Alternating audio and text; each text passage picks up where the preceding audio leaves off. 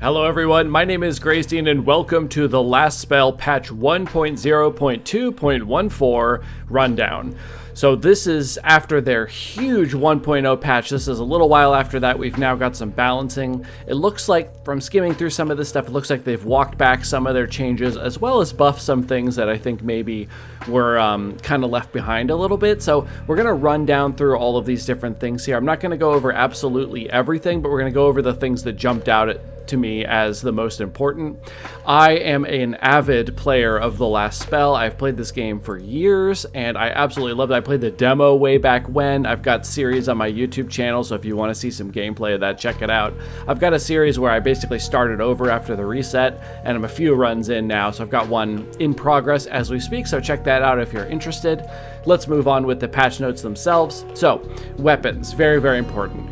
Now, they've walked back the inaccurate. This was completely removed. It was always in the game. Then they took it out for patch 1.0, and I remember mentioning in that patch rundown video I did that I thought that was kind of strange, that they balanced it by taking out the inaccurate, but I was happy for it. But it looks like, unfortunately, they brought it back. So the axe is now inaccurate, but the opportunism multiplier has gone up a little bit. So it's gonna be more likely to miss now by quite a lot. So if you don't have accuracy, you may not want to be swinging that axe around.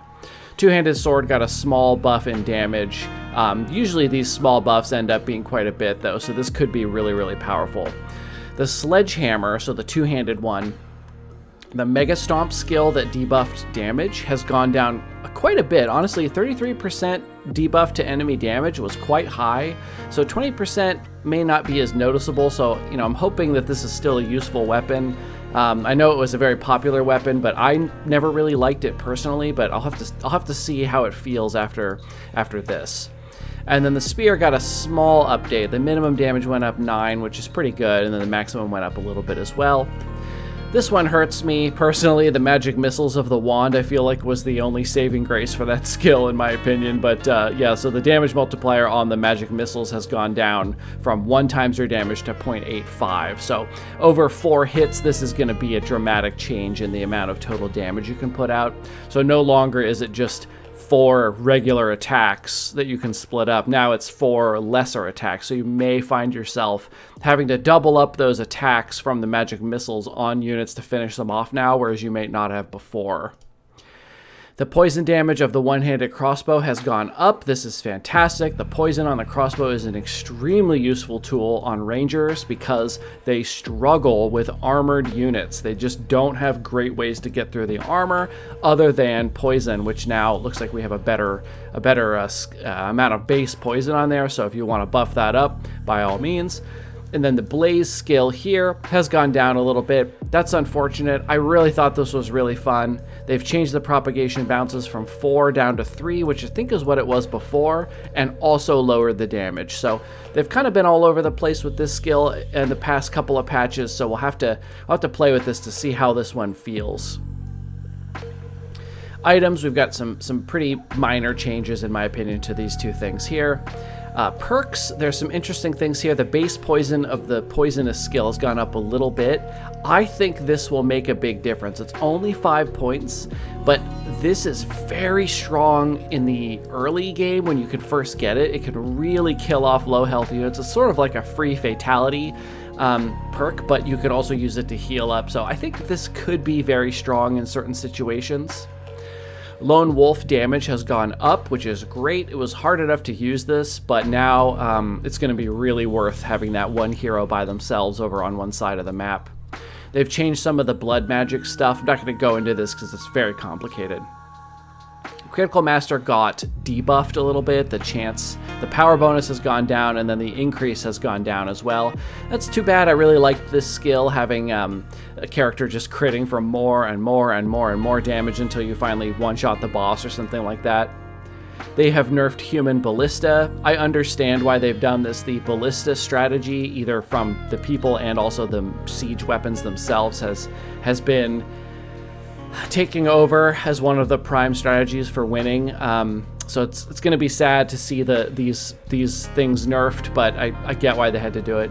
Specialist, I believe this is the perk where if you switch weapon types, like say from range to melee, you do extra damage. It's gone up a lot. So diversifying a unit is much more valuable now.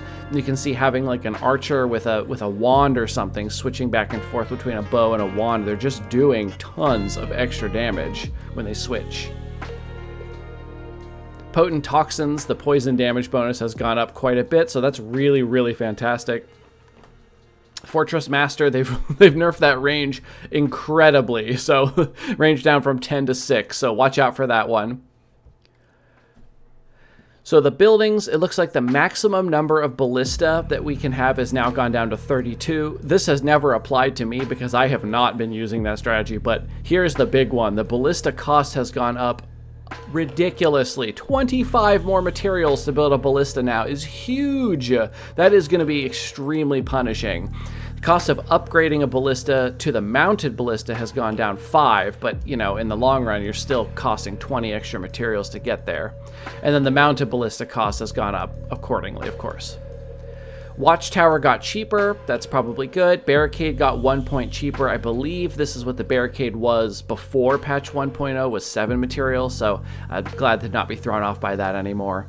Wooden wall cost has gone down. The gate, the reinforced stone wall, stone gate, and reinforced stone wall have all gotten cheaper. So I think what they're doing here is, if you're not aware, there was a very popular strategy where you wouldn't even really build much walls. You would just have a bunch of ballistas. Your ballistas were your walls, and you would just kill everything with ballistas and then get those perks on the heroes where they would get the experience from the ballista kills. That was very popular. This is very clearly a mitigation for that. They want the game to be about heroes defending the city, not about it's not a turret defense game. So I understand that that's going to make people upset, and I do feel bad for the people that were really enjoying that, but what can you do? I guess they don't want that to be a thing. The ruins that you can excavate in the city, so there's got the 1, 2, 3, and 4 tile yields, they have increased for the most part the things you get from them. So you see a couple extra materials on material focus, little more gold from the gold focus. It's very minor buffs, but overall just a little bit more valuable, so that's good. It always felt a little bit like a sacrifice to me when you need to use workers to get rid of these, especially because you're losing a free wall. I mean, these were things in the city that would block things from running around, so you're clearing it out for a pittance of materials and gold, and then the enemies just have free reign over your base. So buffing that a little bit feels good, because now it's a little bit more valuable. I mean, very, very little, but at least you get something more out of it now. Corpses are now slightly less effective when it comes to rewards, but playing around them is more consistent. So corpse generation has been rebalanced. It's a catch-up mechanic for tougher knights, and then the elite carrion generation is now based on the elite's dangerousness. So the scarier an elite, the easier it will be to get elite carrion. So that's interesting to me. I don't know what the chance is of elite dropping a corpse for you to excavate for rare stuff, but it looks like it's maybe going to be more likely to happen if you had a really powerful elite. So that feels good at least. Take down a powerful mini boss, you get a powerful reward. So here's the scavenge yields. They have nerfed this a little tiny bit, a little bit less gold and materials, a little bit less here. Mountain of Corpses, this is really where I would say I probably don't bother excavating these 2 corpses, but the Mountain and the Elite I do. So the resource focus, it looks like we've gotten, it takes 2 workers now to get gold and materials, but it's not double what it was. So this, oof, I don't know if I'm going to want to spend 2 workers on this anymore. I mean, this Mountain of Corpses is a free big wall, you know, to block enemies. So I am not sure if this is something I want to spend 2 workers on anymore. So that's going to be really, really tough. But the elite carrion at least is now worth a little more gold and a little more materials, and you still get that epic item. All right, here's a big one. Maps and bosses. Generally speaking, boss knights now have less enemies. This is huge. So it says the knights leading up to them have more enemies, and then the boss knights themselves have less. I have definitely experienced this, where the swarms of enemies coming at you while you're still trying to deal with a boss is absurd. So I'm glad that they've lowered that a little bit. So it says this should reduce the gap in difficulty between boss knights and the rest of the run. I have definitely experienced that, where you can get really far in the run, and then the boss knight, it's not that I can't kill the boss, it's that I can't stop the hundreds of enemies that are on the map from getting to the core in the middle before the boss can be killed for the second, third, fourth time, whatever it takes. So that's going to be interesting. We'll have to see how that feels. I wonder if, say, on, let's say, Lakeburg, for instance, I wonder if night, say 10, 11 is going to be really hard to deal with, but then if you get to 12, you have a higher chance to be able to deal with it. So Gildenberg, enemy quantity on night 6 has been increased. Night length of 6 has been increased. Lakeburg, increased enemy quantity of 7, 8, 9, 10, 11. So that's half of Lakeburg is now tougher, basically. Slightly increase the night length, so that's good. That means there'll be more enemies, but they'll come over a slightly larger number of waves, so they'll be thinned out a little bit. You still have more to deal with. Greatly reduced enemy quantity of night 12. Greatly is interesting. I wonder what that means exactly.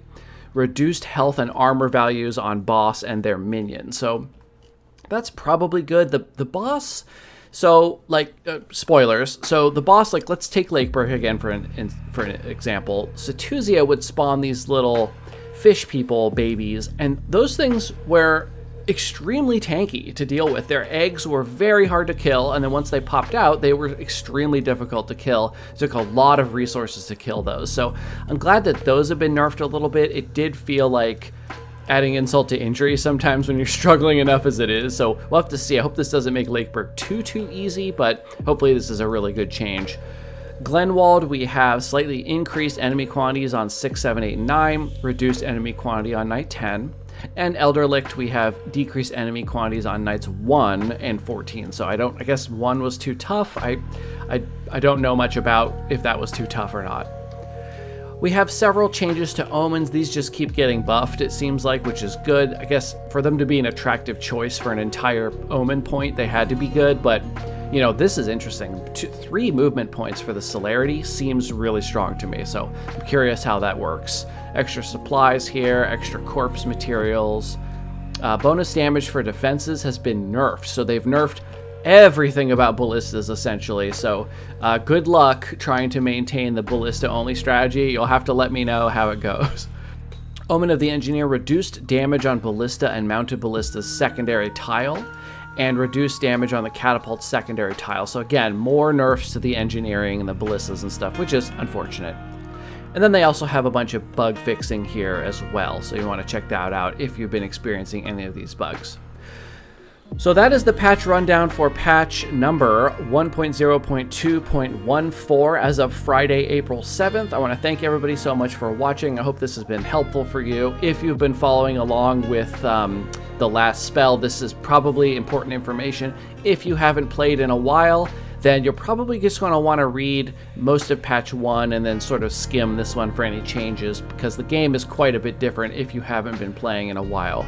So thank you again for watching. Please check out my series on my YouTube channel if you want to see some gameplay as I restart and try to beat the game as in few number of runs as possible, and I will see you in my next video.